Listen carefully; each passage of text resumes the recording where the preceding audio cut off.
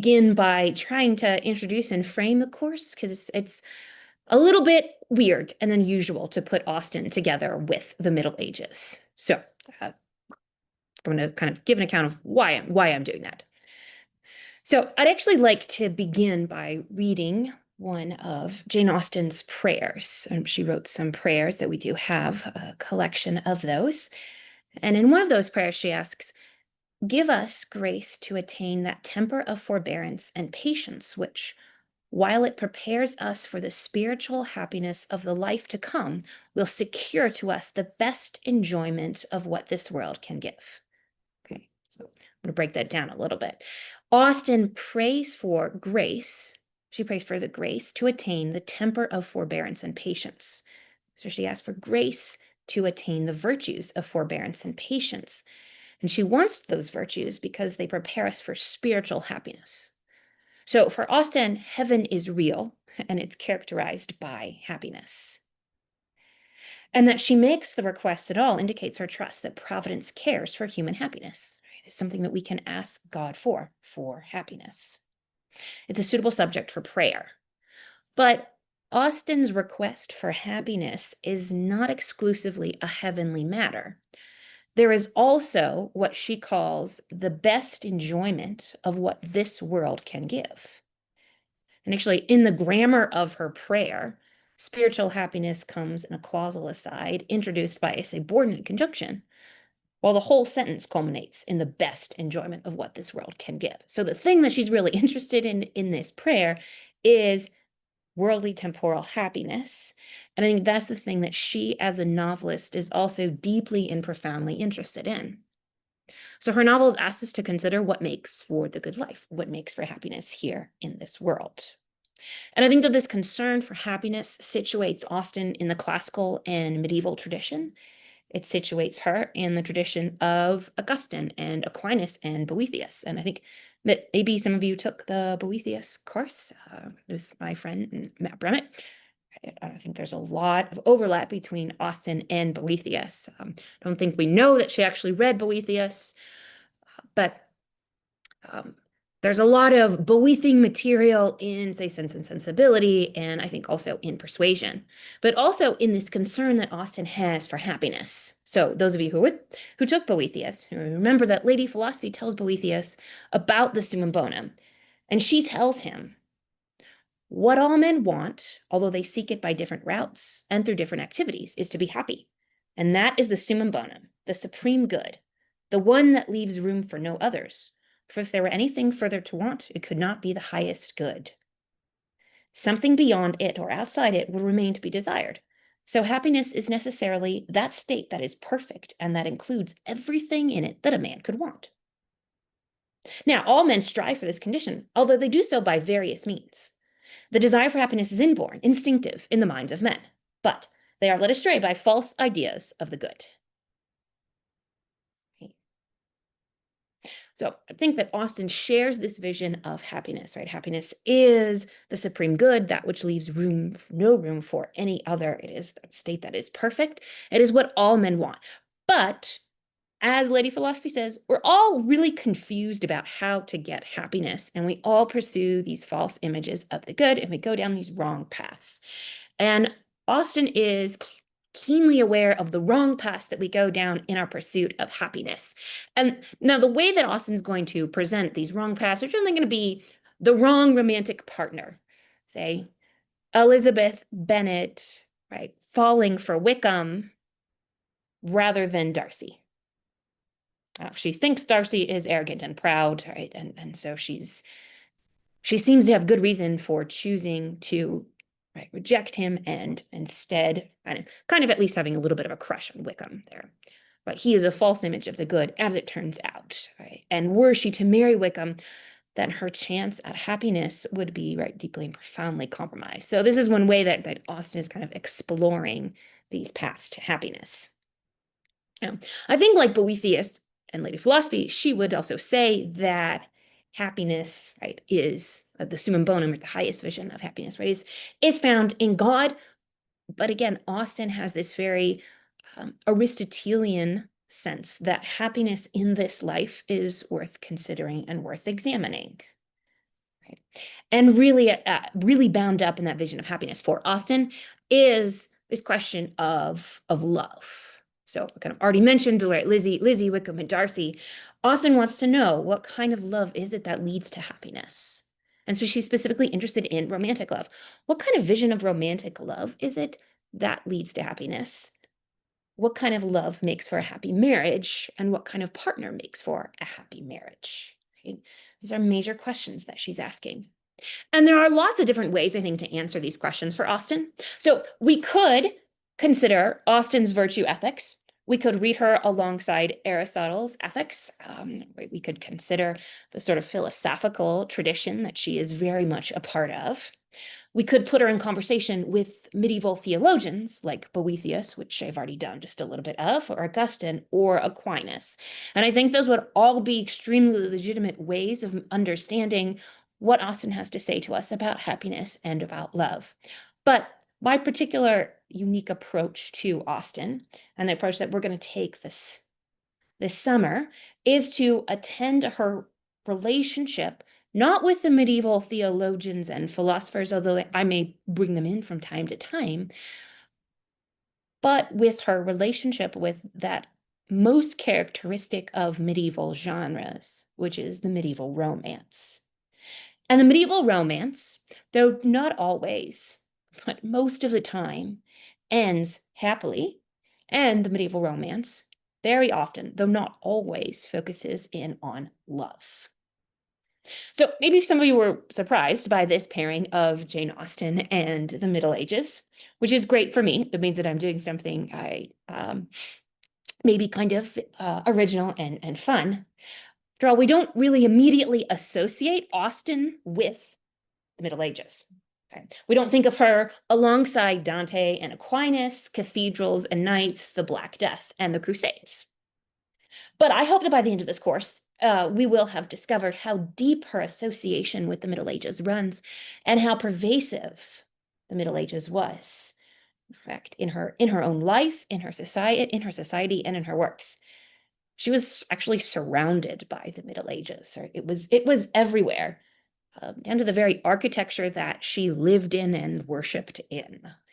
And we will see, especially in the literature that she read. And that's really what I want to talk to you guys and discuss next class. We kind of exploring the medieval revival in the 18th century and the ways that revival and the traditions of the Middle Ages come to Austen, how she kind of inherits those. And my interests in this are far more than historical. This is that I really believe that understanding Austen's relationship to the Middle Ages will help us understand her vision of happiness and her vision of love. And I think that happiness and love are questions of deep and profound import to all of us. And I think that Austen has so much wisdom and insight and clarity on those topics that are, at least certainly for me, have been profoundly life-changing and life-shaping. But this week, what I really want to do is just start by considering the medieval vision of love and happiness and the romantic tradition that Austen was an inheritor of. And some of you are probably familiar with it, maybe actually some of you more than others. We'll be doing kind of a broad brushstrokes introduction to it all. It's an incredibly complex and contradictory vision, this medieval vision, right, of love and happiness, unsurprisingly. And I'm not going to try and lay out all of the complexities and all of the contradictions. Really just want to look at a few of major authors in the tradition so we can get kind of a sense and a feel of the romantic tradition. And I thought that Dante, Chaucer, and Shakespeare would be great places to start. They're major authors themselves, and I really did want to engage in this tradition and situate Austen in a tradition of, I think, great authors. I think she belongs in that tradition, and so she should be put alongside authors of the caliber, right, of Dante and Chaucer and Shakespeare. And all three of those authors are engaged in these questions of love and happiness and are looking at kind of the medieval literary tradition that depicts love and happiness. And they all critique their society's view, right, of love and of happiness, but they all are also profoundly drawn to it and deeply admire it, and then they also, right, transform and even sanctify it. So I wanted to choose these authors. We could certainly have read some more obscure medieval romances, which would be wonderful and great and fabulous, but I think these big three are a really, really great place to start. So I'd like to begin by talking just a little bit about what the medieval romance is, and then talk some about courtly love. And then we'll look at The Wife of Bath, which is a medieval romance, although it is a subversive, playful, ironic, complex, very, very Chaucerian take on a medieval romance. I don't think that Chaucer could just write any kind of genre straightforwardly or simplistically. Anything that Chaucer took up, he had to make more complex, more nuanced, which actually makes him a really great model and a really great, I think, interlocutor for Austen herself, if she does something very similar. Okay, so a little bit about medieval romance. Medieval romances are the dominant literary form of the Middle Ages. So the novel is the genre of modernity. It is the genre that everyone reads. If you have a book club, it's going to be a book club on a novel, most likely. In the Middle Ages, if you had a book club, it would be on the romance. And it was the dominant form for about 500 years. So it had a lot of staying power. Romances are called romances because they're written in the Romance languages, or at least they arise in the Romance languages. They're written in the vernacular, so they're not written in Latin. So these are not the works of the educated class, or at least not exclusively. They are popular, they're fun. People enjoy reading these romances. And we see them arise right in the 11th and the 12th century. In England, the romances, they come out of Geoffrey of Monmouth's history of the kings of Great Britain, and he talks to us about Arthur. Right, so the Arthurian legends are incredibly important for the origins and the nature and the character of medieval romances. So Monmouth's stories about Arthur inspire all of these sequels and prequels and spin-offs, right? It just sort of explodes into Middle Ages. But sometimes Arthur is the major figure in romances, but a lot of times it's one of his knights. Because Arthur is a king, and kings can't go off on adventures at the drop of a hat. They have to do things like rule, which is inconvenient for adventures. And so the knights are, right, they're much more movable, right? They can actually go places. And so very often we will see focusing in on individual Arthurian knights. But of course, not all romances are focusing in on Arthur. Okay. Yes, yeah, we are. That's a great question from Basil about the chivalric. We are very much talking about the chivalric. Okay, so romances may not specifically focus on a knight. You might have a king or a duke or something like that, but very often we're in the world of knights and we're concerned with what it is to be a good knight. To be a good knight is to go on an adventure and normally to fall in love. Normally, you might discover your love on your adventure. You might meet her before the adventure, and then you end up doing something stupid, and you lose her temporarily, so you have to go on an adventure to get her back. And then at the end, right, you find her and you come back together. And that adventure for the knight may have an educative quality. So it may be that the knight is actually learning what it is to be truly chivalrous. And I think that's one of my questions for The Wife of Bath when we get to that, right, is what does the knight in that story learn? Okay, what is it? What kind of education is he undergoing there? Okay. Now, chivalry is much bigger than just the knight, the way that the knight behaves towards women, towards his lady when he's in love. But that's the aspect of chivalry that we're particularly interested in for this course, and that Austen is particularly interested in. Although we will see Mr. Knightley will be kind of our image, or Austen's image of the chivalrous knight, kind of in the 19th century novel, like in the gentleman kind of formed there, right? Right.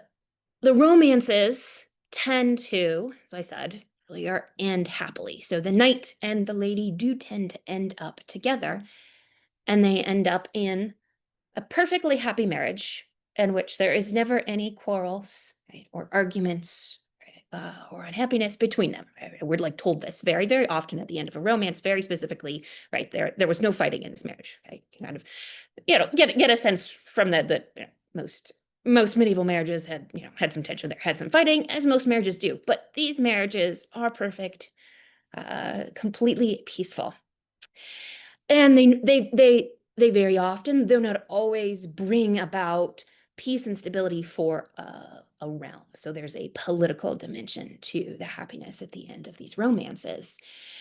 And the happiness that's brought about at the end of the romances, and also the education of the knight that very often takes place, all of this takes place in a world that is porous and open to the supernatural. And that can be fairies, and magicians and elves and things like that, like we see in The Wife of Bath's Tale, right, which opens up with the reference to fairies, and then the knight sees the 24 fairies or more, right, dancing in the field, and he approaches them, right, and then they vanish.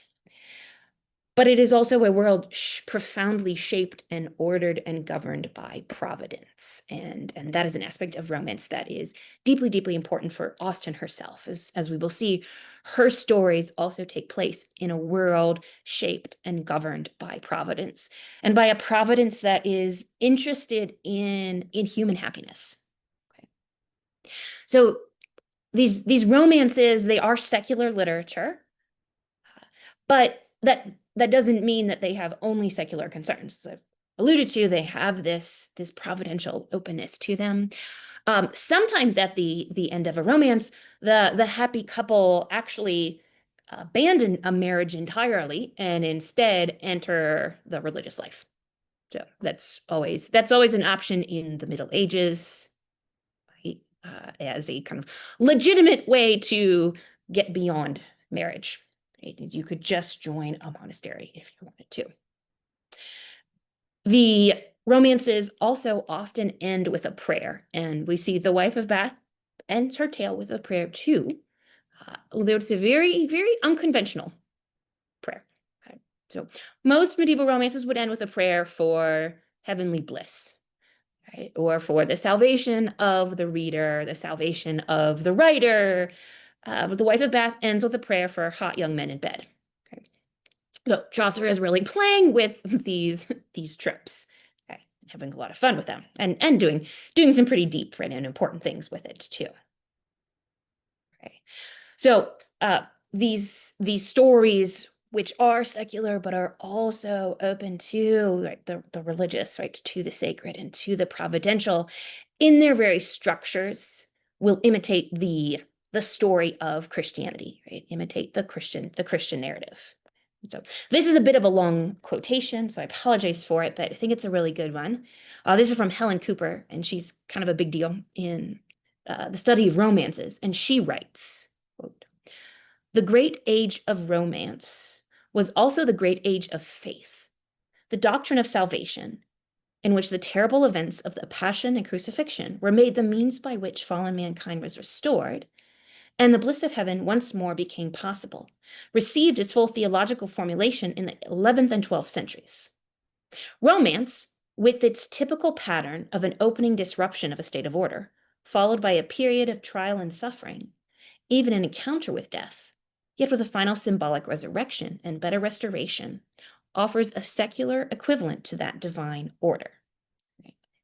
So basically what she's saying here is that in the 11th and 12th centuries, when we see this explosion of romance, we also see in theology the working out of salvation, which comes about through Christ's death, through his crucifixion, which sets right the fall and then brings about man's ultimate bliss and brings about the promise of resurrection. And like that narrative there is really deeply, deeply embedded in the romance narrative. And these stories will so often have a fall, the knight will do something really stupid, downright evil, in fact, right, in The Wife of Bath, right, where we have sexual violence at the beginning of the tale, right? It's a fall, and he has to go through a kind of passion, right? A kind of crucifixion, a kind of experience, an encounter with death that then will lead to resurrection, right? And something better and something new coming out of it. So again, we can see if we're satisfied with the knight's passion, crucifixion, resurrection in The Wife of Bath. Again, it's not a straightforward romance, right? By any means. Okay. So that's kind of the romance structure. And then next I wanted to just talk a little bit about courtly love. So I'd like to talk next about the kind of love that's depicted in these romances. And I think it's this vision of love between a knight and a lady that most dominates the modern imagination about the Middle Ages. Like when we think of the Middle Ages, we think about knights and ladies, and we think about knights and ladies in love. Actually, I was just reading to my daughter A.A. Milne's poetry, right, the author of Winnie the Pooh, and he's got this poem in which he describes an old picture book. And he saw in this old picture book, he saw knights and squires come riding down, and he saw ladies from beneath the eaves. They fluttered their bravest handkerchiefs at the knights. Okay, so in a children's poem, we have the knight and the lady. Love. This is what the Middle Ages is for so many of us. Right? Obviously, the Middle Ages themselves is far more complicated. But this dominates cultural imagination, and it did actually dominate the cultural imagination of Austen's own time as well. So what is this vision of love between the knights and ladies? And I want to emphasize that this vision of love, right, we're not interested in, it's not just an antiquarian kind of historical thing for us. In fact, our experience of love and the expectations that we have about love to this day are shaped by courtly love. So you probably think that finding a suitable partner is one of the most important aspects of life. You probably expect or expected before you found your partner, for those of you who are married or with someone, but you probably expected that love to involve deep passion, maybe even some suffering and obstacles. You probably expected to share deep emotional intimacy with your romantic partner. Probably when you first fell in love, you couldn't stop thinking about your beloved. And maybe, like Chaucer's squire, you stayed up all night thinking about your beloved. Maybe you even wrote some poetry about your beloved. And for those of you who've been with someone for a while, there are probably still moments when your beloved literally takes your breath away. And the whole world contracts, and all you can see and all you can think about is that one person. You probably did not think of marriage as an economic or social arrangement, at least primarily. Right? This is because our vision of love, right, is indelibly shaped by the medieval tradition of courtly love. Larissa had mentioned our conversation about the Aeneid. If you have read the Aeneid, you will know that the love between Aeneas and Lavinia, the woman that he ends up with, is not interesting at all. Lavinia is not an interesting character. She is silent. We never get inside her own mind and her own heart. And I guess maybe Aeneas loves her, but not really, right? What Aeneas loves is Rome and not really Lavinia, but Lavinia is the means to ensuring, right, the future of the Roman Republic and the Roman Empire. But it's not so much about the actual love between Aeneas and Lavinia, right? And that is much more the classical, at least the classical epic tradition. In the Middle Ages, they took the story of Aeneas and Lavinia and they made it into a romance, and they had them actually fall in love, right? And focusing in on even on the marriage between the two of them. Okay. Now, the Middle Ages did not invent romantic love. Like, human beings have always fallen in love with other human beings. We do have some early Greek novels that celebrate this form of love, and some of you may know, right, the Song of Songs is a celebration, right, of erotic and romantic love in intense, profound imagery that does influence, right, the medieval depiction of love. But the Middle Ages is profoundly influential in shaping our vision of what love is and what we expect love to be like. I've used the term courtly love a couple times. Some of you may have heard of that term. That term is not medieval. It was invented by a scholar in the 19th century. The medievals maybe would just call it love. They might call it amour. They might call it fin amour, fine love, fancy love, is what that means. So from the medieval perspective, this is what we are talking about. We're talking about fine love, noble love, fancy love, not peasant love. Peasants cannot experience courtly love. You have to have social status, right, education, refinement, a depth of soul and heart in order to feel this kind of love. Peasants can't do that. Right? They're too busy taking care of the sheep and the goats and harvesting crops to feel fancy, refined love.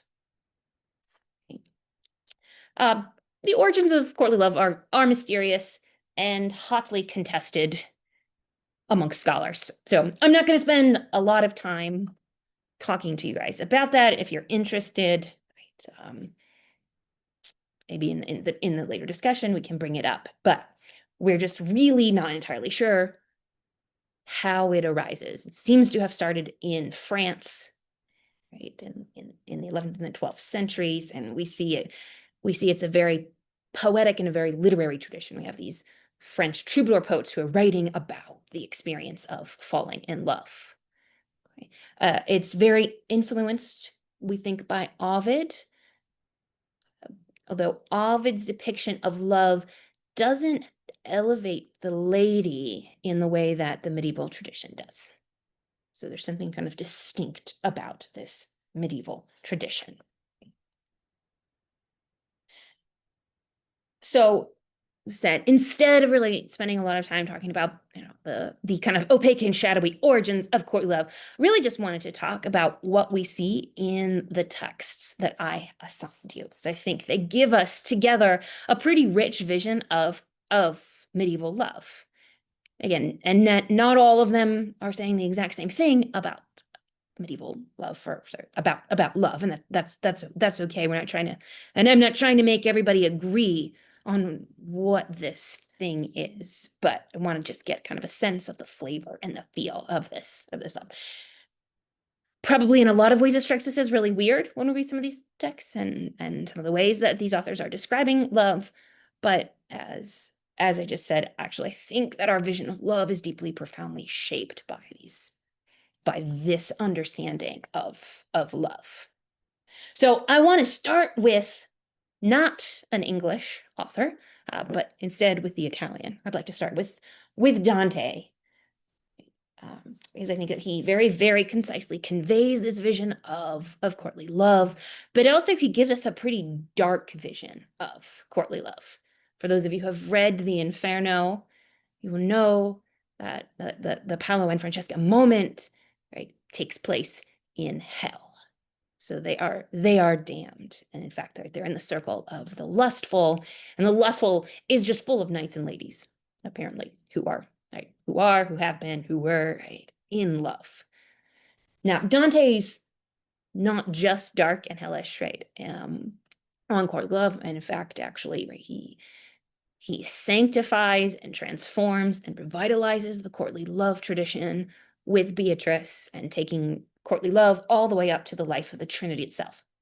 But that's not really the focus of our course. So I'm not gonna spend any time on that aspect of Dante, and instead we're just gonna look at courtly love in hell, which is what he gives us. And I'm really interested in what Francesca says in her speech about courtly love. So Dante wants to know who she is and how she has come to be here, right, in this place. And she gives him really this poem on love. What do we learn about love from Francesca? Okay. Well, we learn that love is quick to kindle in the gentle heart. So love is quick, it's fast, it's immediate. It overcomes one in an instant. You don't have any kind of long and drawn out, do I love him, do I not? But it hits fast. It kindles, right? It's a fire. It's a fire that burns. And where does it burn? It burns in the gentle heart. So it's an interior burning, and it takes place in a gentle heart, right? A noble heart, a refined heart. And right, gentle, there's a word that's both social and ethical again. The gentle, the nobility, the fancy people, and the fancy people, right, who have the fancy hearts, who have the refined hearts. Those are the people that experience love. Love has signs. Dante wants to know, what are the signs of love? What first alerted you to the fact that you love each other, that you knew that you were in love? And one of the signs of love are sighs. And we see a lot of sighing in that canto. Okay? People sigh a lot. We'll see that in Emma herself, the heroine, will judge Mr. Elton's love based on the length of his sighs. Right? How long do you sigh? This is one of those signs of love which you're always looking out for. Okay. We also see in Dante that this love is textual, it is poetic, it's coming from stories. Francesca and Paolo are reading a romance, actually, right? They're reading an Arthurian romance. They're reading an Arthurian romance about Lancelot and Guinevere. And they read the description of Lancelot and Guinevere kissing, and that's the moment when they decide to kiss each other as well. Okay. So there's a lot of debate about whether or not courtly love was actually a real historical phenomenon in the Middle Ages. Again, probably not. But it is incredibly embedded in the poetic tradition. And so Dante actually just in his own poem conveys to us how very literary, how very poetic this tradition is. Okay. They read, and the reading actually makes their eyes meet. Right? Love is exchanged in the eyes there, and the reading sort of mediates the gaze, right, and the look. Mr. Elton in Emma will talk about in his charade. He'll write a poem. He'll mention the fine eyes of the lady. Okay. So, what else about love do we learn in the Inferno? Well, we also learn that love seizes. Francesca keeps using this verb, love seizes. So there is a violence to love. In Pride and Prejudice, Elizabeth Bennet, actually, she'll use the phrase violently in love to describe Mr. Bingley.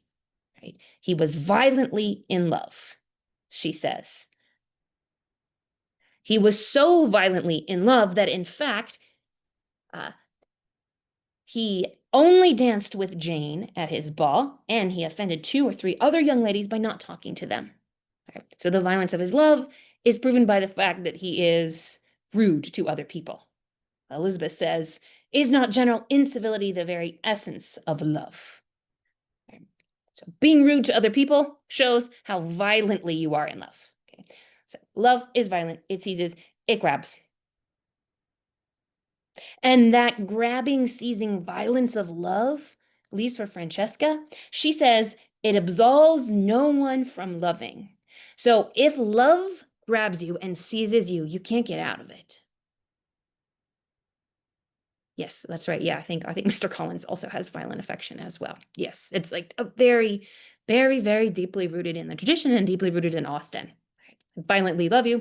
Mr. Elton, as we will see, is very adept at using the language of courtly love without any of the sincerity of heart that you're supposed to have, right, as a lover. And when you are violently in love, right, when love calls you and when love seizes you, you have an obligation to obey. And that word that Francesca uses, absolution, is of course, right, a very spiritual, religious word, right? A priest is the one, right, who absolves you, right? Or absolution, right, is a religious act and religious rite from sin. Love would not absolve you from not loving, is what she is saying. You have a religious duty to love back. what she's suggesting here is really that love is an alternative religion. Because remember, right, Francesca is in hell, and she's in hell because she gave into her romantic love for Paolo. Both Francesca and Paolo were married to other people. That's helpful. A little bit of helpful background there, which you don't actually get from Dante. Interestingly, he kind of suppresses that background there. But they commit adultery. But she's saying it doesn't matter. When love calls, you must obey. It would be a sin to disobey love, and love would not have absolved them. Had she said no, had Paolo said no, had they remained faithful to their marriages, that would have been the sin. So not always, but often this vision of love can run counter to the Christian, right, religion or the Christian moral code there. Okay. Austen is going to be far less interested, right, in the adultery aspect, and certainly not kind of upholding all visions of, or all the demands, right, of love as being right to obey at all times. And then we see in Francesca that love is connected to death. In fact, right, love leads them to death. They have been brought to their death because of love. We also see, though, that love endures beyond death. Francesca speaks, at least, of continuing to love Paolo. And in Dante's universe, it's a real question of how much she actually loves Paolo. I don't think she actually loves Paolo. I think she loves the idea of Paolo. I think she loves the idea of love. I think she loves the idea of courtly love. She loves the idea of being Guinevere, not actually Paolo himself. But theoretically, at least, right, love endures beyond death, right? There's this eternal constancy. And we will actually see Anne Elliot in Persuasion pledge eternal constancy to Captain Wentworth there. She actually decides, even if she doesn't marry him and even if he doesn't love her back, she will remain constant to him. No other man will take his place, and she will love him beyond death. Okay. So Dante gives us, as I said, a pretty dark, infernal view of the courtly tradition. I think in order to get Dante's redeemed vision of courtly love, we'd have to read the entire Commedia, which we can't do at all. So instead, I want to look at what Chaucer does with it. So Chaucer is not giving us the tragic and damnable view of courtly love. Although it's Chaucer, so it's always a real question of whether or not he's making fun of everything that he's telling us. But he does, in brief, sketch out the tropes of courtly love. In his Legend of Good Women on Cleopatra and Antony, he gives us in like a few lines courtly love. What it is, it's a brave knight and a fair lady, and the brave knight serves the fair lady. And he considers death as nothing compared to, right, the greatness, the pleasure, the joy, the privilege of serving her. We do see Cleopatra kill herself for love, but in this case, she is not a Francesca who ends up in hell, but she's held up as praiseworthy and honorable. She actually dies for love. And there Chaucer is trying to show us, right, that women are capable of, right, heroic and romantic acts, that maybe there are men out there who will talk about dying for love, who will make promises about dying for love, right? I will be with you, my darling, right, even unto death. But women are the ones who actually do this, right, who actually go through with it. This is part of his project, and the Legend of Good Women is trying to write stories about good and faithful women. Sort of trying to make some restitution for some stories that weren't very nice towards women. So he's trying to make it up to them by writing stories about how they are good and faithful lovers there. I think maybe just one more aspect of that to emphasize is the way that Antony is so narrowly bound by Cleopatra. Right? So Antony, of course, comes from Rome. He comes from the Roman Empire. it's a world empire, but his whole world, right, is narrowed and constricted to her. She becomes everything to him, right? And that's pretty characteristic of courtly love. There's this all-absorbing quality to it. It's there. Now, Chaucer does skip over the wedding feast in a very hilarious fashion. He says, I have so many things that I need to tell you, so I'm kind of going to skip over the wedding, and instead I'm going to spend a lot of time describing the sea battle, right, at Actium between Antony and Octavian. But they did have a wedding, and it was very nice, right? And that's a pretty conventional medieval way to conclude a story, would be with the wedding and the feast, although we would normally get a little bit more than just the few lines, right, that Chaucer gives us, because it's Chaucer, and so he's playing with the conventions, and he's having fun with those conventions. Okay. I realized too late that I probably also should have given you the description of Chaucer's knight as well as the description of the squire. So the squire is from the Canterbury Tales. So one of the, I think, kind of funny things about the whole Cleopatra Antony thing that Chaucer's doing there is that he's taking these Roman classical figures or Egyptian figures and then basically making them into a medieval knight and a medieval lady. Just yeah, wonderful and funny, right, and delightful.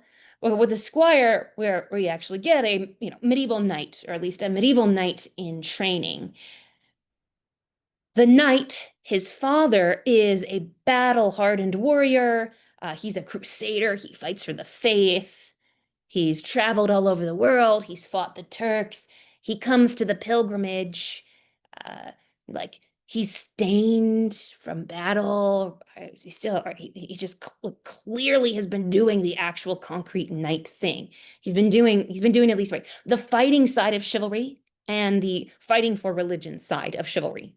But in contrast to him, we have his son, and his son does not fight for faith.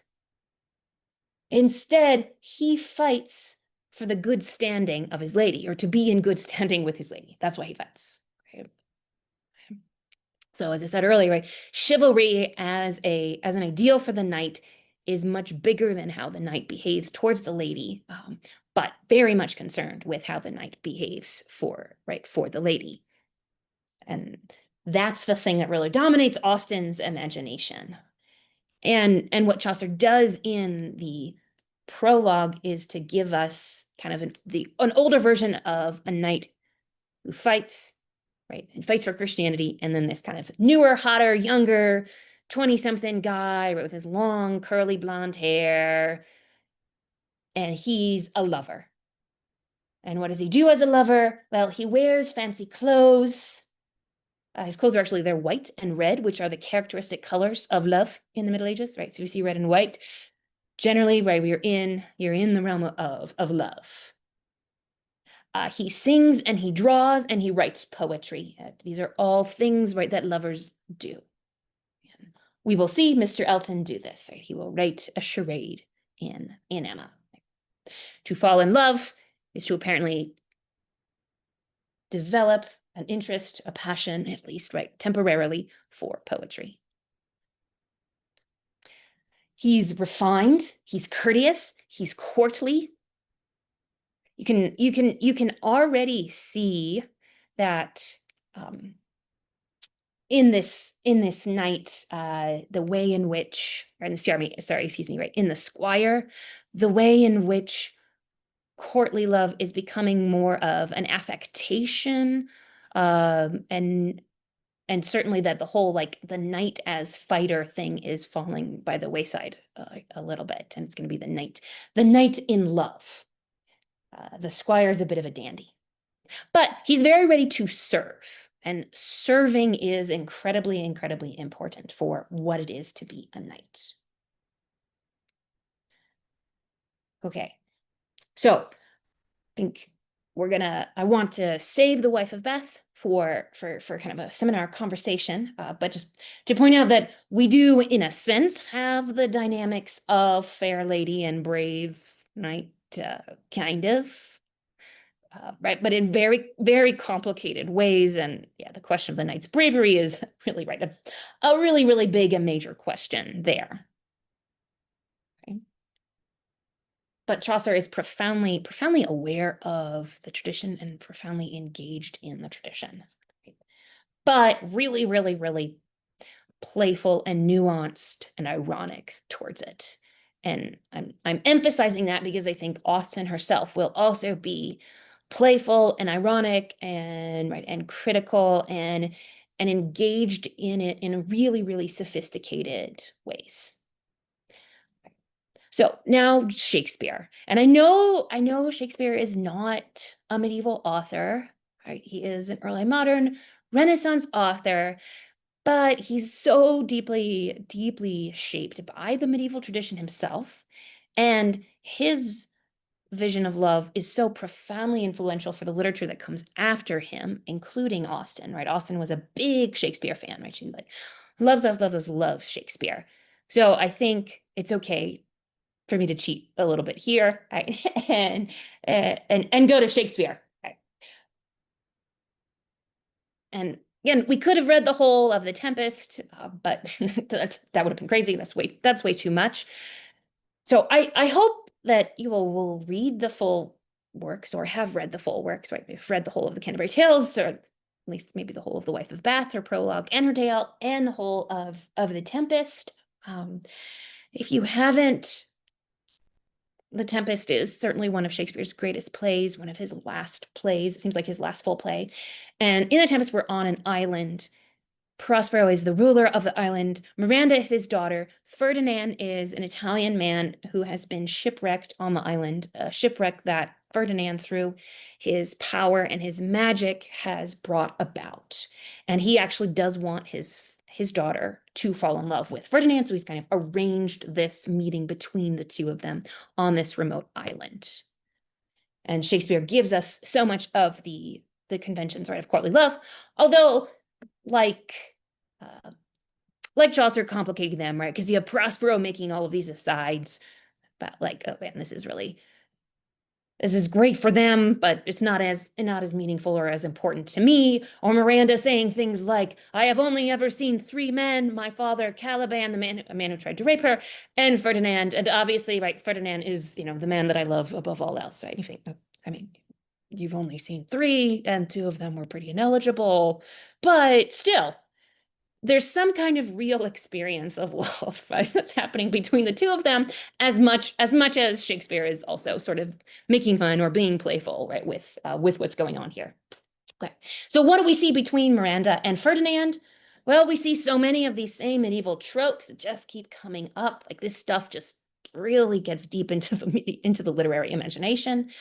Miranda will sigh for Ferdinand. Just lots of sighing. Right? That's how you know you're in love, is you sigh.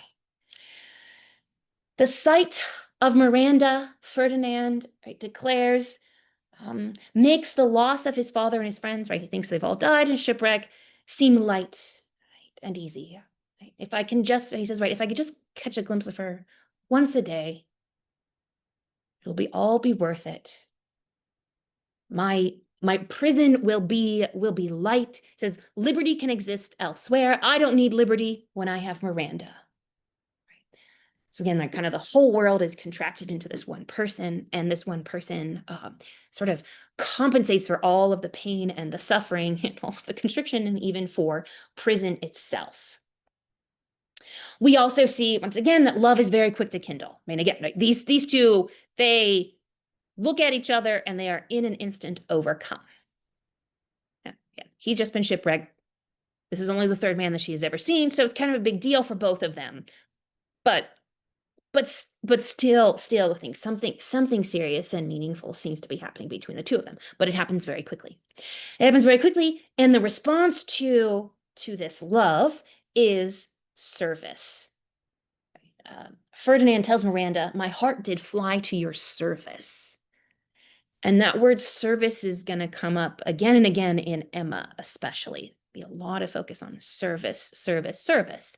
This is what the knight renders to the lady. He falls in love with her, and out of love seeks to serve her. Now, Ferdinand's service of Miranda is not, he doesn't fight a dragon or a giant, right, or defeat some enemy knight in battle, right, or in in a joust, in a tournament. Instead, what he does is he carries logs for her. And this act of service is beneath him. Of course, right, he's doing the work of a servant, and he is not a servant. He is the son of the king of Naples, and seems like, in fact, right, he actually is the king of Naples, he thinks, because he thinks that his father is dead. But nevertheless, he takes on this humble act, and humility in service is a profoundly important part of being a knight. You are supposed to serve your lady however she requires, whatever she asks of you, you are to serve her, and that may mean carrying logs. Of course, here he's carrying logs because Prospero wants him to carry logs. So he's carrying these logs. Apparently, there's thousands of them. I always just think this is really funny. It's like, right, the great suffering that Ferdinand has to undergo in the Tempest in order to prove his love for Miranda is that he just carries a few logs around. But I think it's supposed to be funny, but it's also supposed to be really deep and profound and meaningful that he is willing to lower himself. He, a knight, not just fighting for the lady, but also doing something that looks, on the face of it, unknightly. Takes it on. I think an aspect of courtly love that we see in the Tempest that doesn't come out as much in the other passages that I gave you was the emphasis on worship. Francesca speaks of love as being, you must obey love, right? And she presents love personified as a kind of god to be followed and obeyed. In the Tempest, what we see, though, is that the lady is also to be worshipped and obeyed. She's often elevated to a supernatural status. Right? Ferdinand is not sure if she's a goddess or a maid. Like, that was the first question that he wants. One of the first questions he wants answered. Are you a maid? What are you? You seem to be the goddess, right, who attends on the island. Miranda is also perfect. At least Ferdinand, right, decides that she is perfect. Says, I have seen many, many women, and many of these women have had some virtues, but then I discovered, right, they had some vices too, and that really just took away from their virtue. But you, right, you, my darling, have all of the virtues together. I don't know if this is the best way, right, to speak to your beloved, but Miranda is there for it, right? She doesn't seem to mind. Yeah, this is the third dude that she's ever seen in her life. So, but she's perfect. She contains all the virtues. And we will see that Emma is also considered perfect and kind of elevated. And she's not, well, I mean, there's a sort of worshipful vibe going on in that novel from a lot of the men there, from her father, from Mr. Elton, from Mr. Weston, not from Mr. Knightley, right? Importantly, but she really is worshipped and considered perfect. And for Emma, that's a real problem for her moral growth. Now, this is an aspect of the courtly love tradition that Austen is pretty critical of, this tendency to treat the woman as this paragon of perfection and this sort of object to be worshipped. Although she will not just have negative things to say about it, she will transform it and make it new.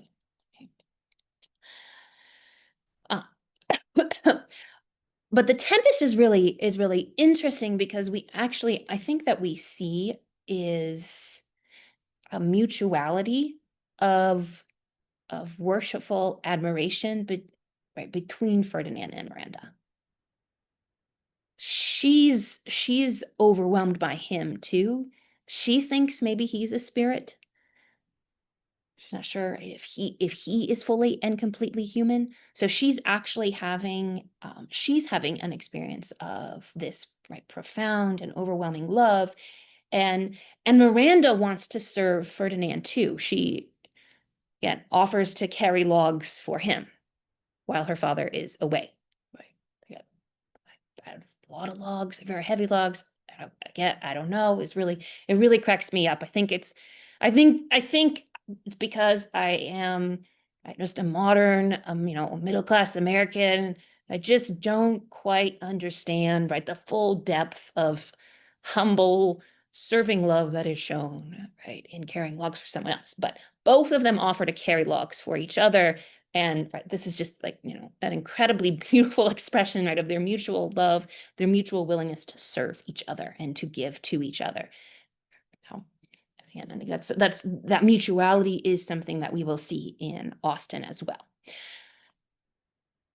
So not all courtly love, right, traditions or stories or poems have the service go one way, but very often it is the man serving the woman, serving and worshiping the woman. But here in The Tempest, we see both. Right? Both love both, and both at least seek to serve each other there. Okay. So I think together these three authors give us a really, really rich vision of courtly love.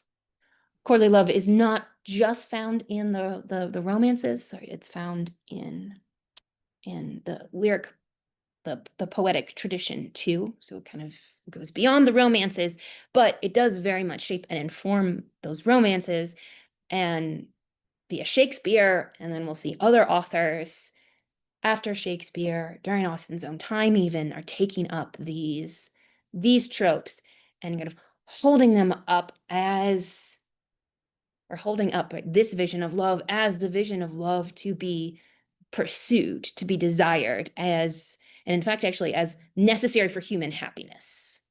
Right? In order to be happy with your beloved, you should experience love in this way. Okay, so those are my kind of remarks on romance, on courtly love, and on these three authors. Are there any questions about that before we kind of move into The Wife of Bath, and where I kind of move away from lecture? And I certainly won't lecture this much every class.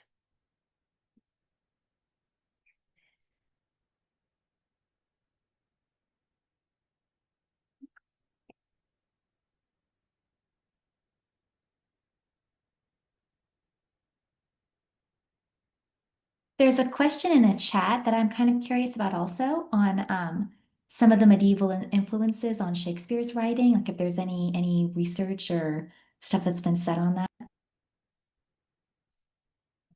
So this Yeah, book I had popped that in there. My husband and I were just talking about this a few weeks ago, just in terms of like forming the canon of the English language. And he made some allusion to it in our conversation, and we didn't have any sort of background to draw from beyond that. So I didn't know if you had something to go off of. Yeah, so this is a book by Helen Cooper, The English Romance in Time, which is a great resource. And then she's also, I think she has one that's actually just on Shakespeare as well. And she's really, really helpful. And the expert on Shakespeare's relationship to the Middle Ages and on his relationship to the medieval tradition. He probably is not getting that the medieval stuff, or at least like the romances, from grammar school, because these are just sort of the popular literature of the time. So he would have been reading them, or he would have seen some of the romances actually would have been turned into plays on the Elizabethan stage, and he would have seen them that way as well. So like they would have been coming to him just sort of through the general culture. Well, maybe it's something akin to the way that we all sort of know, like, right, vampire stories or zombie stories, because they're just part of our cultural tradition and heritage, and they're kind of baked into it. And so she's very much exploring that. There are definitely people who have done work on just the grammar, the English grammar school tradition and stuff like that. But at least as far as I know, I don't think that there's anyone talking about through his schooling would he've gotten the medieval romance stuff.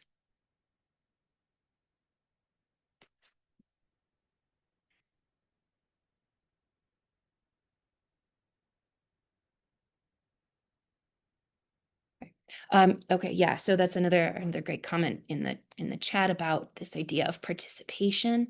I think that's precisely what Dante is going to do with courtly love and what he's going to do with Beatrice. She is an icon of God's love. Like quite literally, she reflects Christ to Dante. He looks into her eyes and he sees an image of Christ. It's Christ as a griffin, but still it's that image of Christ there. And I think Austen doesn't quite kind of say it in that way, but I think that's really part of what's going on for Austen too. It's a little bit unclear to me if Chaucer's feels that way. Again, but I have a harder time. I have a much harder time pinning Chaucer down. And he's much more playful and ironic. Yeah, Dante said, he sees that courtly love embodied, or the version of courtly love that even Francesca talks about. Actually, so much of that is actually taken up later in the Divine Comedy, where love, from Dante's perspective, actually should be quick to kindle. Our love of God, or our love of the good, that should happen fast, right? And that it takes place in the gentle heart, and it actually does demand obedience. We aren't absolved from loving. When love calls, when God calls, we ought to follow, and we shouldn't. It doesn't lead to death in the sense of damnation, but it may require a death of our selfishness, our death of our attachment to false goods, so that we can be then reborn into the true life, right? Into true love. So he will take so much of what Francesca says and redeem it, right? And make it an integral part of Christianity itself. And then he will also show us that within the Trinity itself is this sort of deep and profound longing between the members of the Trinity for each other. And he'll use like the imagery of courtly love. He'll have the Trinity smiling on itself there. So he brings it like all the way up into the life of the Trinity, which is really astonishing. Would it be a correct observation to say that when it comes to the humble service, that it's more of a seeing a perfection in love there? I mean, is the humble service in response to seeing the perfection of the beloved? Is that the word I had kind of slipped my mind, so that's what come after in my thought. I guess it's like it's through the humble service of doing the tedious or banal task for your lover that you're showing true love and devotion to them. Kind of like with the logs, he's carrying the logs and there's no real meaning into it other than just doing it for her affection. Yeah. I think that Shakespeare and Austen too, and maybe then the wider courtly love tradition also recognizes some innate or natural connection between love and service. That to love someone is also then almost inevitably to seek to want to serve them, right? Or to give something to them, to render yourself. And then we'll see in Emma, there is a question of what constitutes real service. Is Emma thinks that it's the more exciting, kind of dazzling forms of service, like rescuing somebody from, a dragon or a giant, that sort of a thing. It seems to be more what she's thinking of when she thinks about love and service. And she has to undergo an education in which she realizes that, yeah, it is maybe more the banal forms of service that are actually true service. And even the forms of service that seek the moral good of the beloved, that seek a kind of education of the beloved, are part of, and maybe in fact actually a genuine means of serving the one that you love. Yeah, and I, and I think here there's a deep truth in the Christian faith about love and sacrifice being tied together.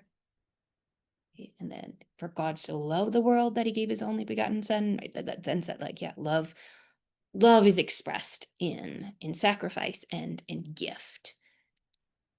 Just in the romantic tradition, it tends to be more glitzy. I'm going to go out and fight for you. That's how I serve you. So how do you, be another way of asking that, or putting that would be, how do you take the dynamic of humble service translated into the everyday, and then kind of translated into a marriage, which is something that's ongoing, and you can't like every day kill a dragon, slay the giant, and rescue her. How do you do the humble service thing in like daily life? And Austen is really interested in how virtue plays out, like just virtue in general plays out in our daily lives, but then how does this humble service, how does that play out in our actual, just like daily ordinary lives, in an ordinary kind of love, in ordinary marriage? Okay. Yeah, the word I was looking, well, I meant to say was pleasures. Finding through humble services to the lover, you find pleasures also in it, is what I was wanting to refer to. Yeah, there's something, I think, and Ferdinand says that, right? He says that, what is it, that like love makes this burden, this labor, right, pleasurable, makes it light, makes it easy, it makes it worth doing. It sort of gives it a sense of purpose, right? Yeah, it's not just meaningless and empty suffering, but it is actually purposeful there, and enjoyable, and yeah, delightful and pleasurable, but not, well, that, yeah, you do want more than just like perpetual service as part of the pleasure of love too. And we'll kind of see that, I think, in Emma too. So if I may, to sort of contrast this with sort of the modern interpretation of romance, obviously like a romance novel nowadays, is this courtly idea is more of a selfless giving love as opposed to a selfish taking, that kind of characterizes a lot of the ways that people view romance nowadays. I think at its best, that's true.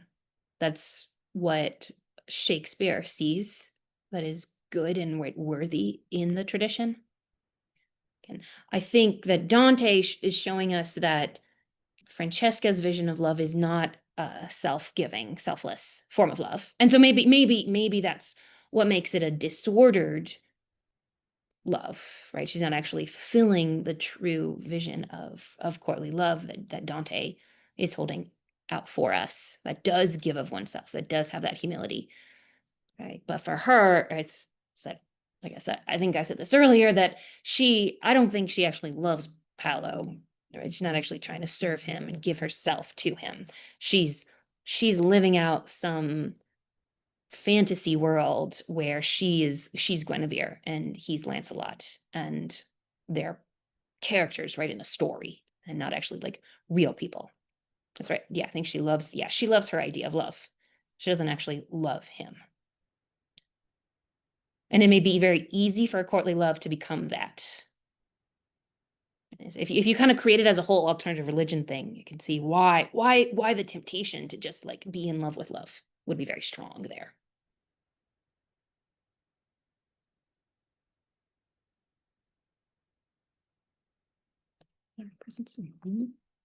Yeah, I think that's a great point about Fanny. Fanny's really interesting, and we're not going to look at Mansfield Park, but she can almost do the courtly love thing with Henry Crawford.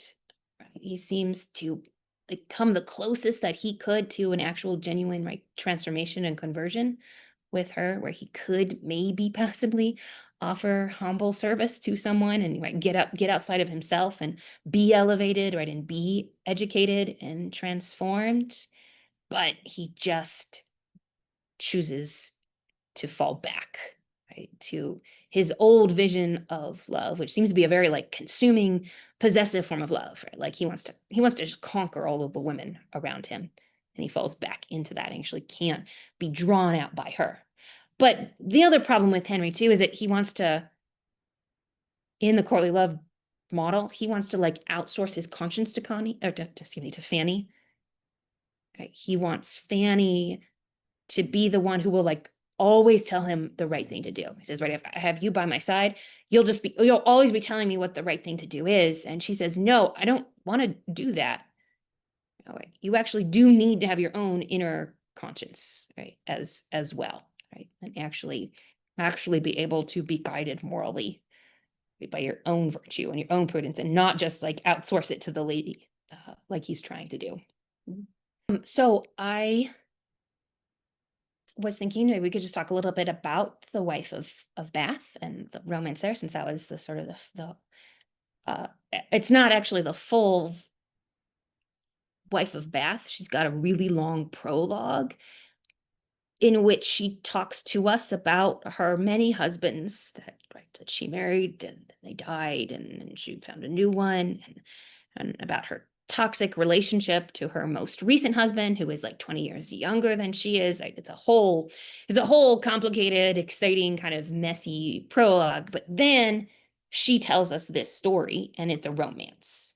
It's an Arthurian romance, at least right, it's set in the time of Arthur, and it takes place, at least in part, in Arthur's court. But you can see, right, that it kind of does a pretty conventional romance thing, which is to say Arthur is the king, and so he has got to stay at court and do king things, but we can have knights who roam around and have adventures. And so we're going to follow this roaming, right, adventurous knight, who is a very, very problematic figure.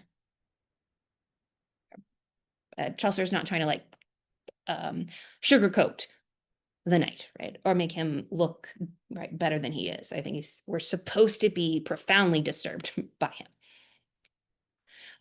My really big question was about his education, right? Do we think that this knight goes through a kind of education, right? Does he learn anything?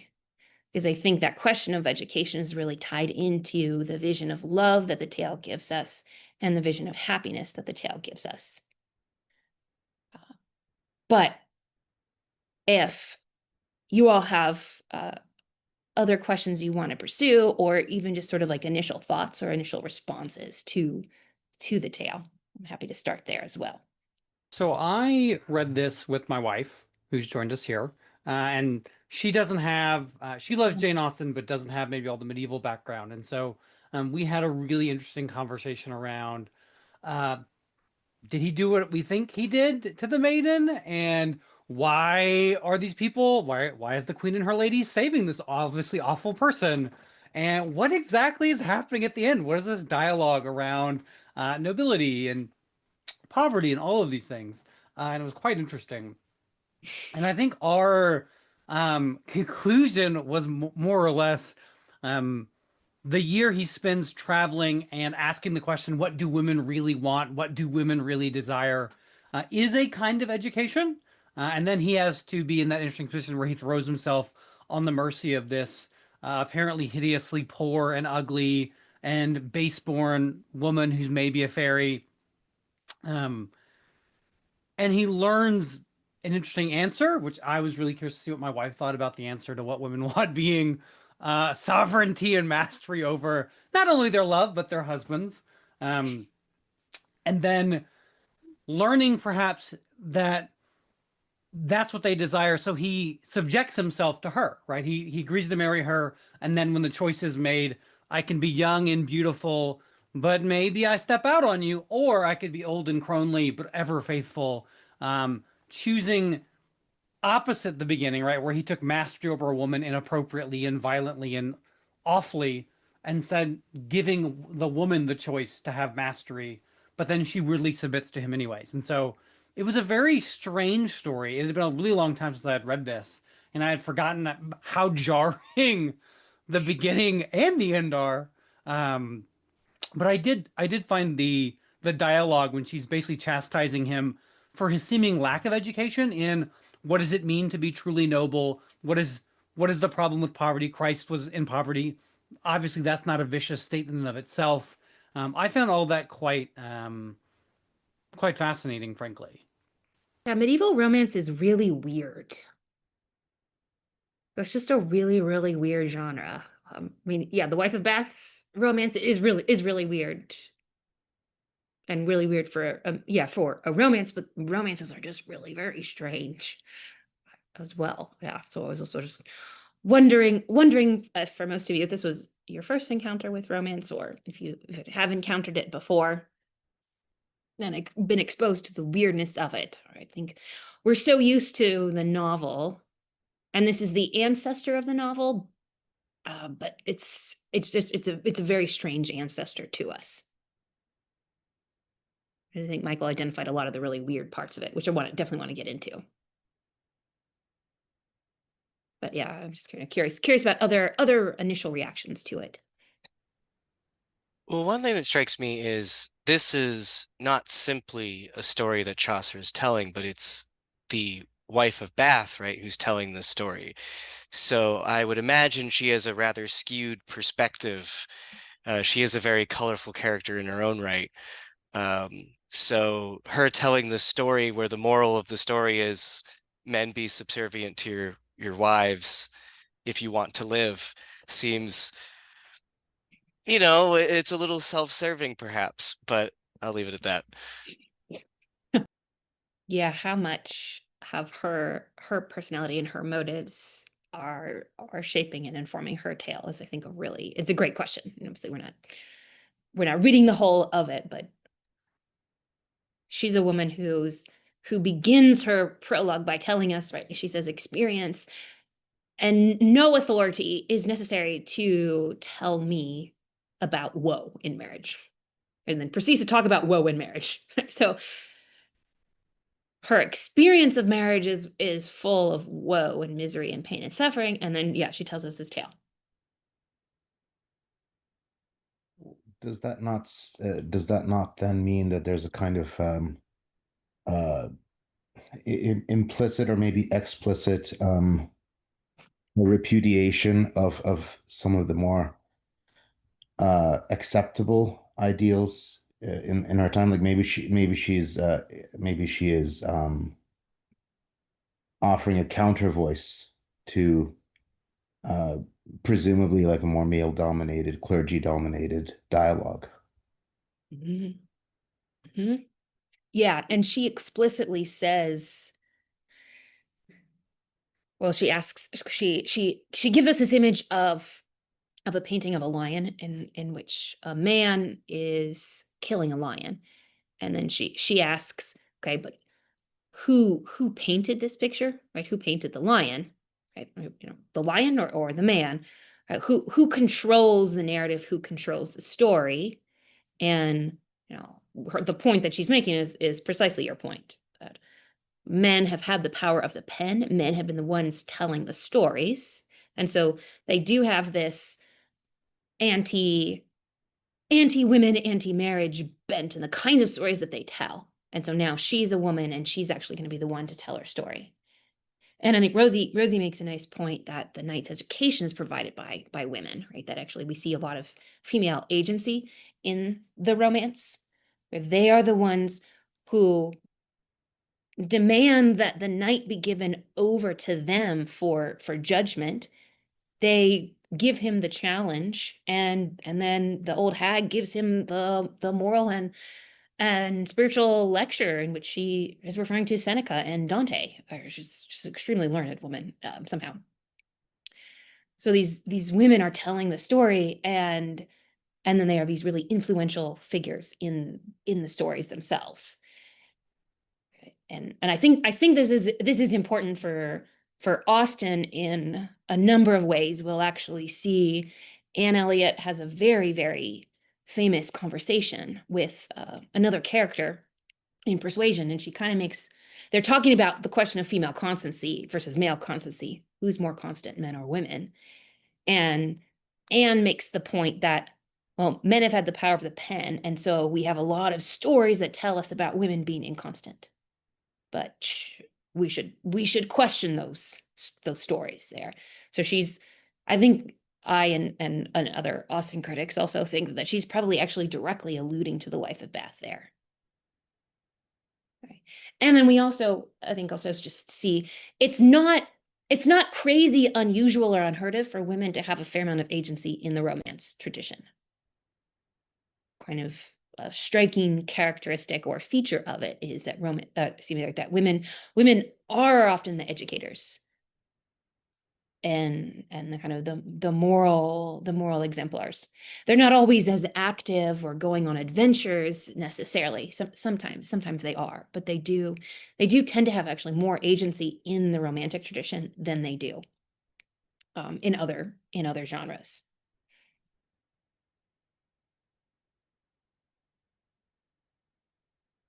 I think maybe to your point, Stephen, that yes, she has a self-interested motive in telling the story about men giving power to women. But one of the things that surprises me about her tale is that she actually doesn't give us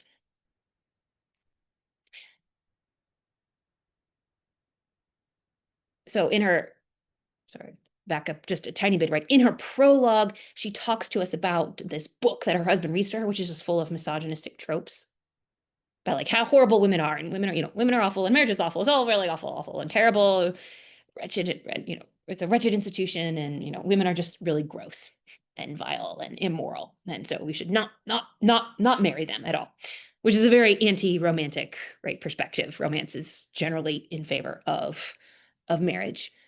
When she tells her story, she doesn't respond with all men, right, are wicked, horrible, evil, we shouldn't marry men. But instead, she gives us the story of a man being educated. All right.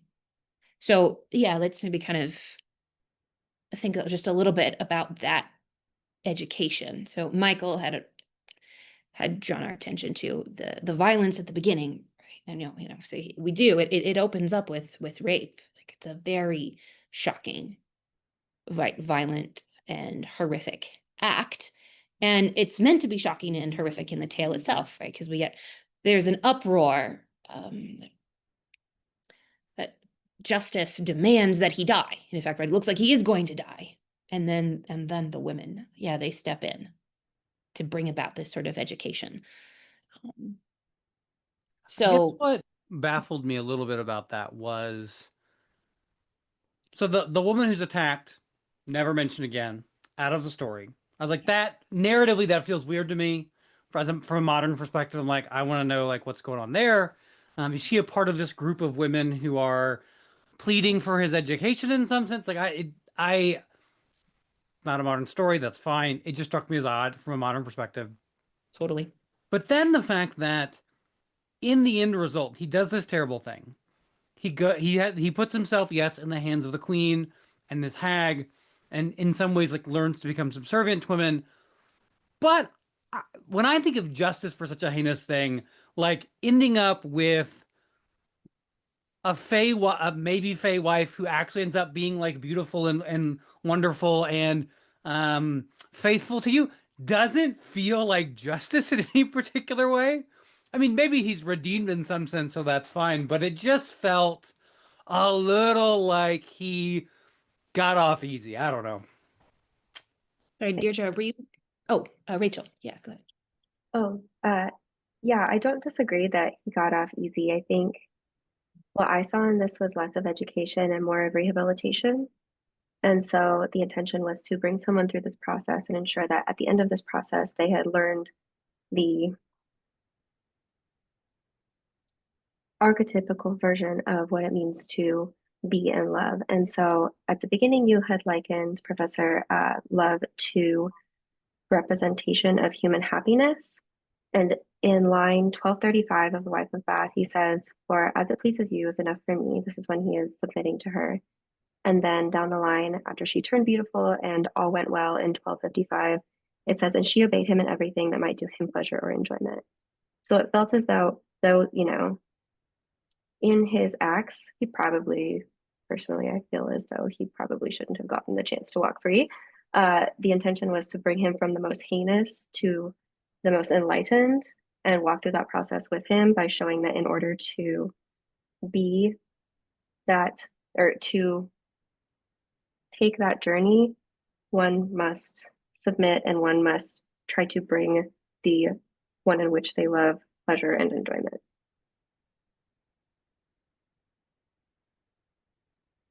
Because yeah, I agree with you. You're saying, yeah, that the knight is learning that he has to submit to his beloved. Or, I mean, yeah, to call her the beloved is a bit of a stretch. Correct, yeah. But yeah, that he's learning that submission, that giving mastery, right, is actually a part of love. I was thinking that in a way, you could look at it as he would have been getting off easier if he had been executed, because in a way his punishment of having to learn what it is that women want most was a greater punishment than just dying. I guess that could be one interpretation. Yeah, I mean, when she asks the queen, or that they marry, he's really, really distressed, and he cries out. It's like, take my possessions, right? But like, spare my body. Line 1061. He says, yeah, take all of my goods and let my body go. As if he feels he's experiencing. It's obviously way too strong to say, right, that he is actually, right, experiencing rape or sexual violence, but he's experiencing a kind of constraint, right, on his own body, as opposed to, right, yeah, just being killed. But no, my body has to go to someone that I'm not drawn to or attracted to at all, and I have to, like, be in bed with this person. Like, yeah, I mean, I think I agree with all of you that our modern sensibilities would want something more and something stronger, and would want to have the maid back in some way. I did hear someone suggest that maybe the old hag is the maid, like in magical form. But I don't think there's a lot of textual, like, basis for that, right? That's just sort of that would be kind of a cool take on it, where she actually gets the power and the agency. But he does seem to have a kind of experience where freedom and agency over his own body are, like, denied to him in a way. I do wonder, as I was looking at this week, if part of the shocking nature of the beginning and the clear heinousness of the knight's behavior is intended in any way to be an echo, because this is obviously a medieval Christian context, of Paul. So thinking about Paul a lot this week, like, he is a vile murderer and persecutor of Christians. He is arguably, like, the worst person, the last person you'd want to make an apostle to serve Christ in the church. And yet he becomes this figure who is redeemed, enlightened, transformed by a supernatural encounter on a road. Obviously not in a romantic context, but it was, I don't know, it was an interesting parallel in my mind as I was thinking through, like, could Chaucer have that in mind? Obviously, he would know the story of Paul very well. And even though it's not a romantic story, it is in some sense still a love story, in that Paul falls in love with the church and becomes a great advocate for the church, whereas this knight learns truly what women want, and he goes away for a year, just like Paul goes away after his conversion before coming back. I don't know if anyone's made comments on that in any way, but I've been doing a lot of Paul reading lately, and that was kind of top of mind for me. Yeah, I haven't thought explicitly about Paul at all. Makes sense. I think you've really helpfully identified the conversion and the dramatic conversion. What if you take, really, it's kind of like, I mean, it's a horrific crime, obviously on its own, but within the context of courtly love, it's certainly one of the most horrific, right? That you don't elevate the lady, right? You don't seek to humbly serve her. You don't obey her, and submit to her at all. And instead, you just seek to possess, right, and conquer her. I mean, even it kind of perverts the instantaneousness of love too, and the focus on eyes, right? Because we're told he sees her and then just immediately, right, he rapes her. So it's a clear, profound, right, perversion of that. So to take the kind of the one of the most perverted acts that you can do within this tradition, and then have him undergo a kind of dramatic, profound, seemingly kind of like totalizing conversion there. And I think that, Michael, that maybe helps us understand the hag's long speech too, because she does all of the like really profound, like Christological inversions, where she takes, right, the knight objects to the old hag because the old hag, well, she's old, because she's poor, because she's of low birth, right? And then responds to all of them, and because she's ugly, as well, and then responds to all of them with quite a Christological inversions to say, well, it actually, gentilessa, nobility doesn't come from high birth and social standing. It really actually comes from God. It's a gift of grace. It's God's grace that enables us to be virtuous. And you think, whoa, okay,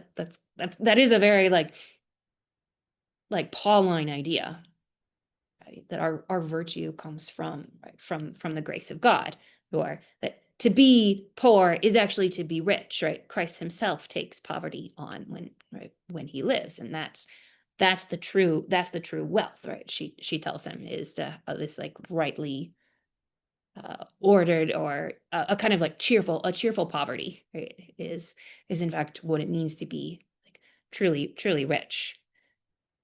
And then the old thing, she's like, well, everybody knows that old people should be respected, and it's great that I'm ugly because then I'll be faithful to you. So that feels a little bit less the sort of Christian inversion, right, of social norms. But like, yeah, he's being, I think, ushered into the realm of grace rather than the realm of nature, right, where his very narrow vision of what is right is so conditioned by his social understanding. It's actually right. It's actually, no, it's Christianity that is the true definition, right, of knightliness, right? You could say the true definition of chivalry, and the true path towards genuine love. It is interesting, as you're speaking about that, the parallels between the Fey hag and Christ. Obviously, the poverty thing, she calls that explicitly out, like, Christ embraced poverty, I'm poor. That's clearly not vicious. Interestingly, Isaiah says that when the Messiah comes, he won't be comely, he won't be handsome, he won't be anything you want to look at. So there is also potentially a parallel in her Christ likeness to, well, Christ was nothing to look at, and neither am I. Now, the agedness thing obviously doesn't quite work unless we're going to go into like pre-existence. But it is interesting that there are those multiple parallels in which she is like confronting, chastising, redeeming, just like Christ does when he's teaching. Yeah. No, I think those are really striking parallels. And she, right, she comes to him as a grace too, right? Like she seems to come from fairyland, from fairy world. He's been doing the nature thing, right? He's been wandering around asking people what women want. it's not actually clear to me that he's asking women what they want. He's just asking people. He could just be running around asking men what men think women want. That's a question I have. But yeah, so he's like trying to do the nature thing, and it's just failing. It's not working. And then suddenly, right out of the blue, 24 fairies appear. And then yeah, there's the old hag, right? So she does seem to like descend, right, from some place beyond the natural realm into the natural realm. And I like it that, yeah, she takes on an unexpected appearance. She doesn't appear as the beautiful young woman, which is what we would expect the supernatural to look like, at least in romance, but instead she takes on the ugliness, right? The human form there, right, to bring him grace. I think that's really interesting. I mean, I do love what you all are saying. I think these are amazing points, but I'm struggling with these beautiful Christological connections, which I wholeheartedly endorse, contrasted to the rather body, borderline sacrilegious prayer at the end. So I'm wondering, is this something that's there, or is it something that we're seeing because we have a particular set of eyes, right? Is that something that really Chaucer is intending when he has this at the end of it, or is he just being funny? Is that what they thought was funny? I don't know. Now you're talking about, yeah, If I may quote, yes, please do. well, maybe I won't quote the whole thing, but and grace that we, outlive them whom we wed, and I also pray Jesus shorten their lives, that will not be governed by their wives, and old and angry misers in spending, God send them soon the very pestilence.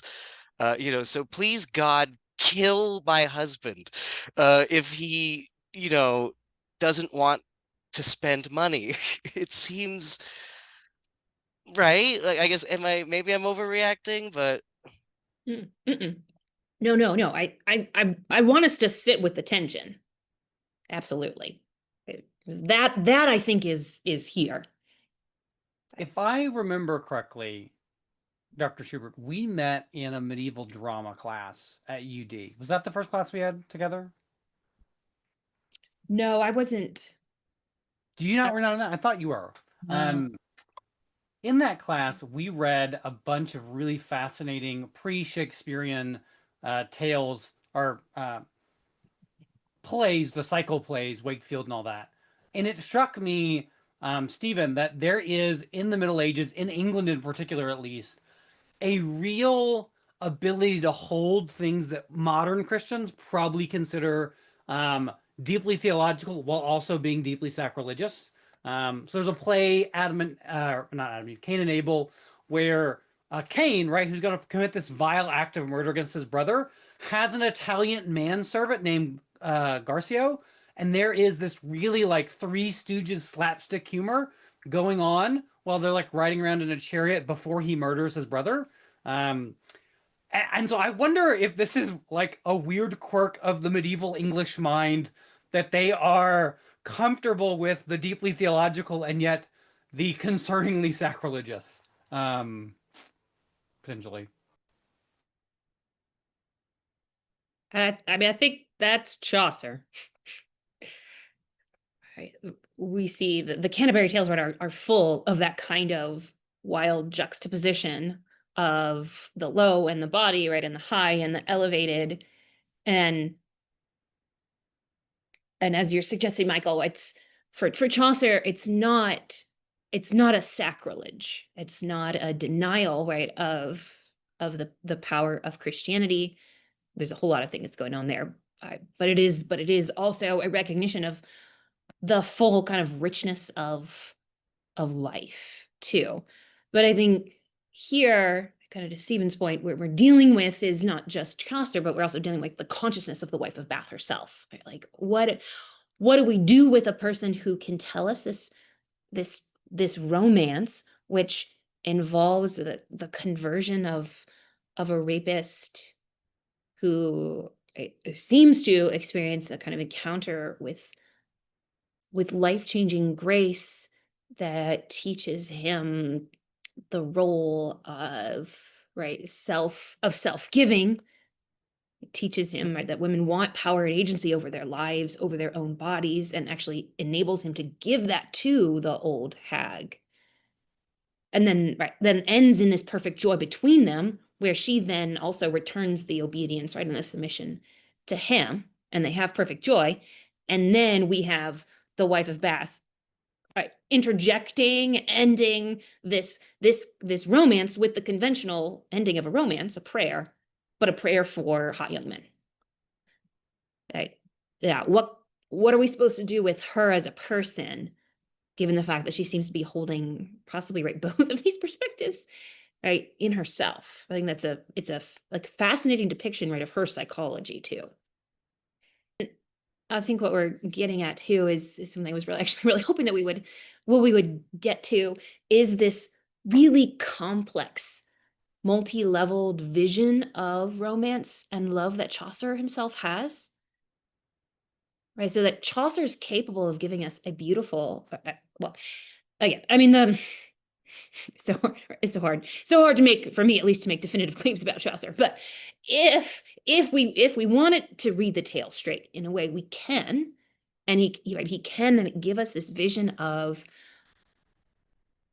a man being educated into true love, right? That does give us a rich vision of what happiness is. Right? Happiness is a love that, like, where there's an exchange of mastery between the two of them, right? He gives her mastery, she gives him mastery, right? And kind of this back and forth mastery there.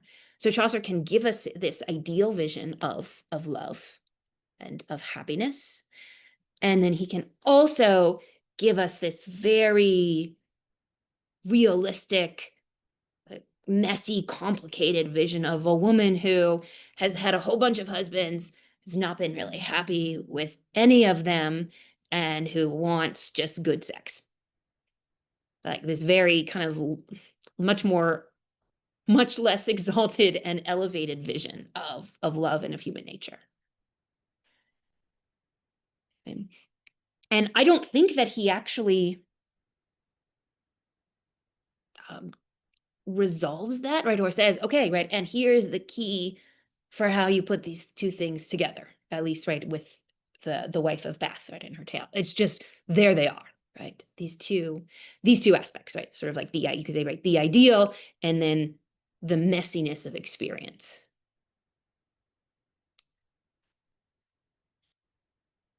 Shakespeare will do this as well, and I think Austen does this too. Now, she's not a medieval Michael, so she doesn't have the, right, like the frank bawdiness of a Chaucer, or of, the cycle plays, or of a Shakespeare. So she's not gonna give us anybody talking about having hot young men in bed, or, right, wishing that their niggardly husbands would die of a pestilence type of a thing there. She's far too restrained and, Regency era author. Right, but she will give us a vision of kind of ideal love, right? An ideal happiness, an ideal romance, and also the messiness of experience. Would it be fair to, I mean, I'm tempted to maybe take a different reading of this prayer and apply a kind of a charitable hermeneutic, and maybe say that there's just an irony that's being floated about. Perhaps the core point still holds true, that, uh, in a maybe tasteless is a fair way to characterize it, but it's still an ironic way of saying something to the effect of, for as long as I can recall, women have not had a voice, and men have taken us for granted. And so let's double down on good men who will be there for their wives, and say goodbye to the antithesis of that. Maybe that's just a fairer way to read that, because I can't. I mean, I don't know. I'm not as familiar with Chaucer, so I can't say too much more than that. I'm just tempted to read it in a hermeneutic of charity where it's not meant to be sacrilege or offensive to the sensibility, but somehow witty in a weird way. Yeah. Actually, I don't think that that's at odds with at least acknowledging the bodiness of it. Is that right? It's very body of it. It's very like blunt, direct, and straightforward. And I think, I mean, maybe what you're saying or suggesting is that she, the wife of Bath, because we like sort of friendly have her full voice really returns in those lines. Is she expressing in a certain sense what the tale in its more elevated way was actually trying to get at? But what I would, and I think there's something there, just sort of add that she's living not in the realm of romance. She's a middle-class woman. She's a cloth maker. She's a small business owner, right? She's just sort of living in all of the messy practicalities of 14th century England. And so the way that she's going to express her hope for something remotely close to what the tale offers is the way that she says this, right? The way that the closest that a woman could get, maybe from her perspective, to the mutual exchange of mastery in the tale is if women actually marry hot young men and they have money and power. That's the closest you can get. And there I'm actually drawing on what she says at the very end of her prologue as well. Seems like she's kind of got some sort of arrangement with her current husband that feels like a little bit like what's going on in the tale, but it's the closest she can get in the practical messiness of this world. As if women have the power of the purse and they marry young men. Yeah. Mm-hmm.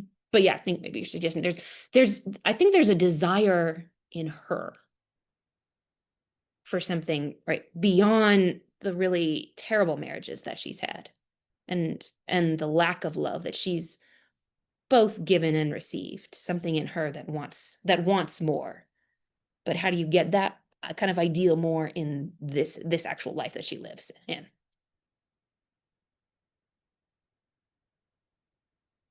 And I think that's reaffirmed in your assessment of the Legend of Good Women. You had mentioned that women are more honorific in maintaining the vision of love, the ideal of love. And so, in a sense, if it comes more naturally to women, then it would also lead one to think that there's a different kind of exchange that needs to happen in order for it to be a mutual exchange.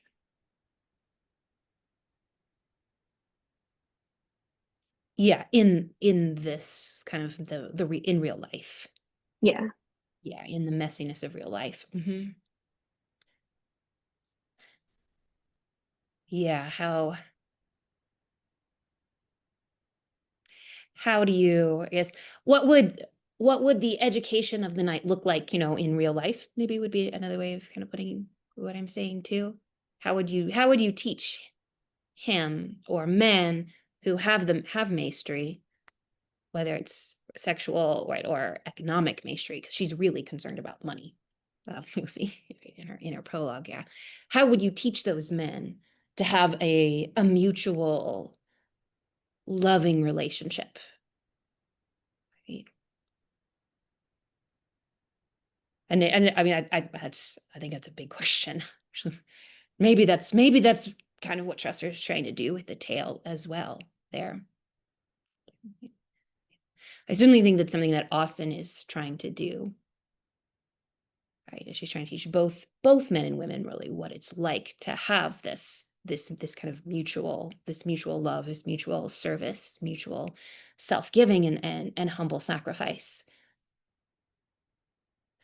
And she's also aware of the profound economic constraints that women face and the lack of agency that women face.